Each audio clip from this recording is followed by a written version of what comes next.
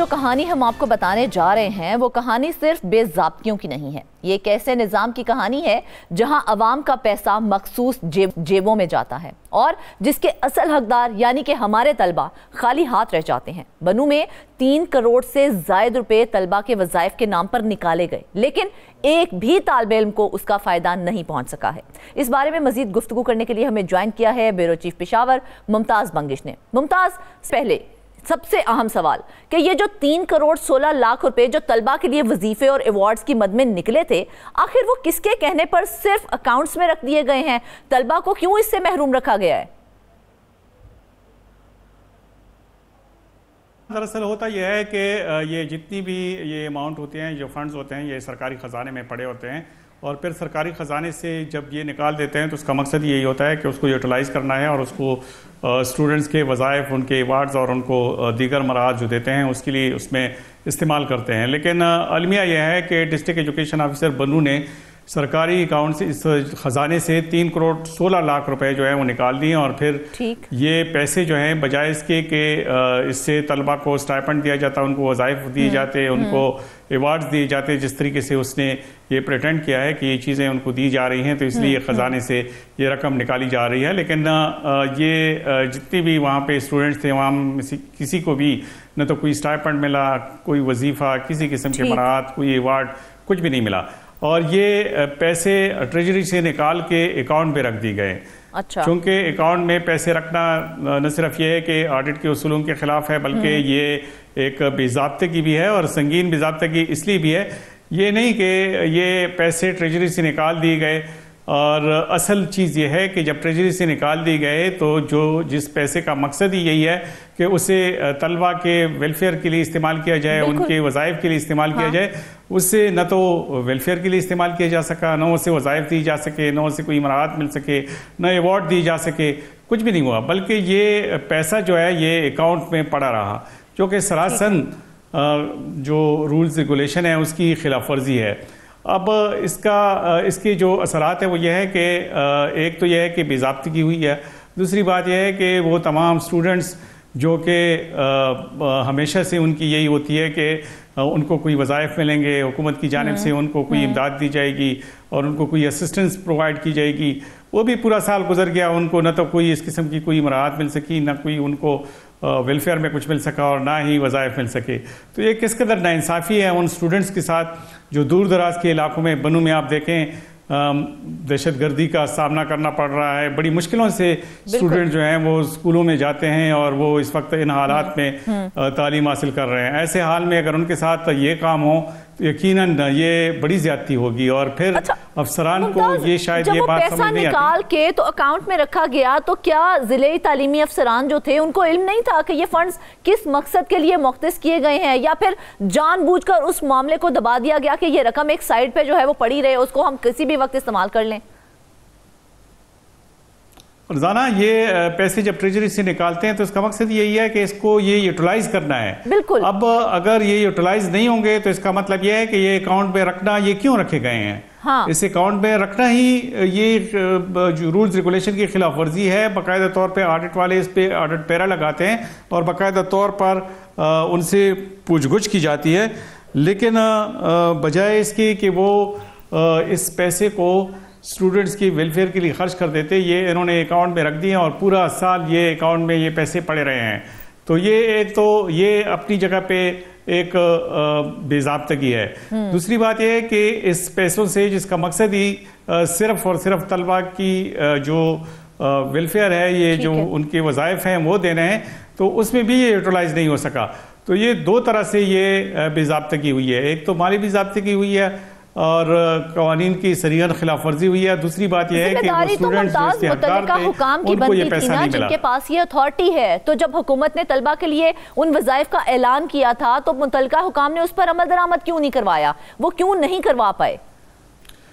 بالکل اس میں جو ڈسٹرکٹ ایجوکیشن آفیسر ہے وہ برابر کے ذمہ دار ہیں، ان سے پوچھ گچھ بھی کی گئی ہے تو ان کے جانب سے پھر ڈپٹی کمشنر کے آفس سے بھی پوچھ گچھ کی گئی ہے تو ان کی جانب سے یہ کہا گیا کہ وہ اس بات کی کنفرمیشن کر رہے ہیں، اگلی میٹنگ ہوگی تو اس میں یہ بتا دیا جائے گا کہ یہ پیسہ کیوں ट्रेजरी से निकाल कर अकाउंट में रख दिया गया और फिर ये तलबा के जो बुनियादी मकसद था, जिस मकसद के लिए ये पैसा इस्तेमाल हो रहा था, कोई थोड़े पैसे नहीं हैं, 3 करोड़ 16 लाख रुपए हैं। और फिर एक ज़िले में 3 करोड़ 16 लाख रुपए तलबा के लिए बड़ी चीज़ होती है। अगर ये उनको वज़ाइफ में इस्तेमाल की जाती तो फरजाना मैं ये भी बताऊं कि हमारा अलमिया यह है कि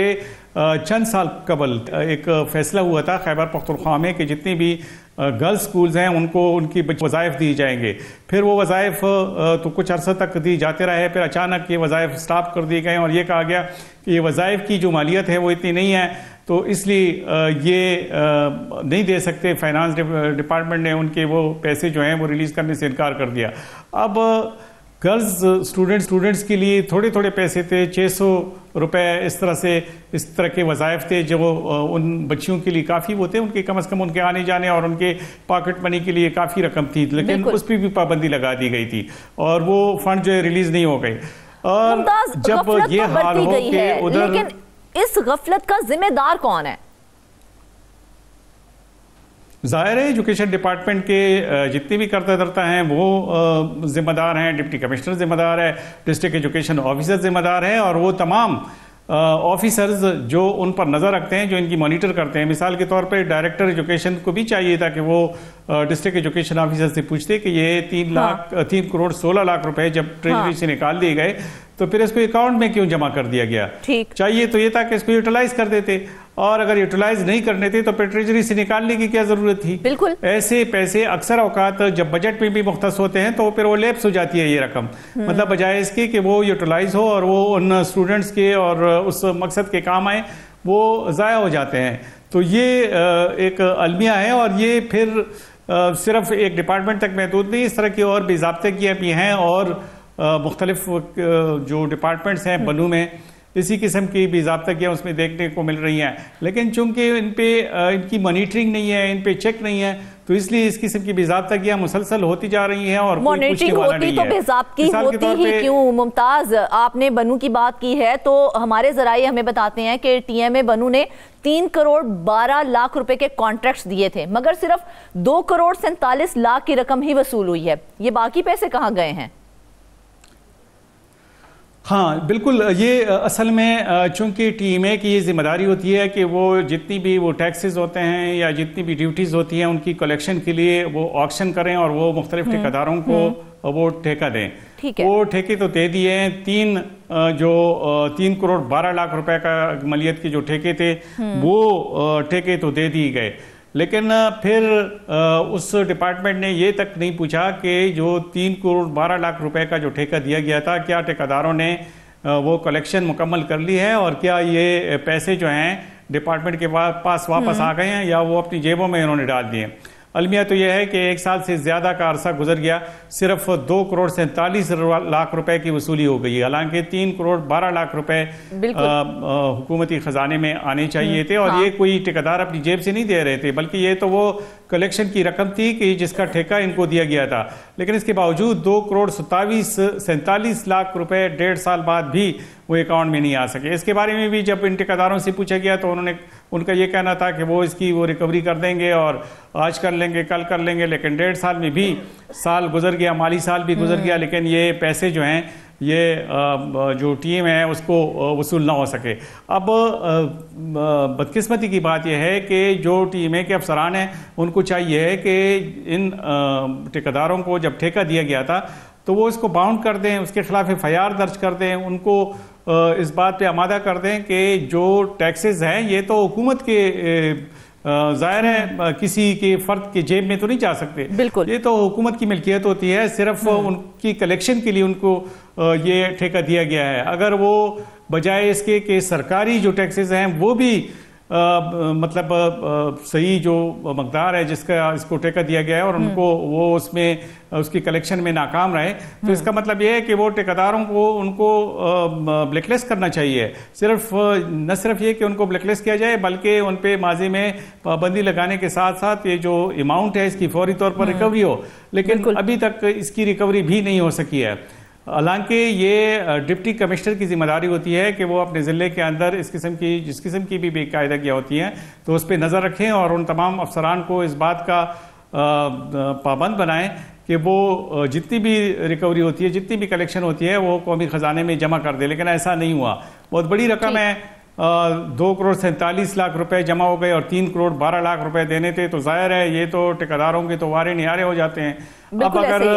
2 سال تک وہ اماؤنٹ واپس نہیں دی جاتی اور 2 سال بعد اگر وہ اماؤنٹ واپس کر بھی دی جاتی ہے تو آپ خزانہ خود ہی اندازہ لگائیں کہ اس پیسے کی کیا ویلیو رہی ہوگی 2 سال بعد۔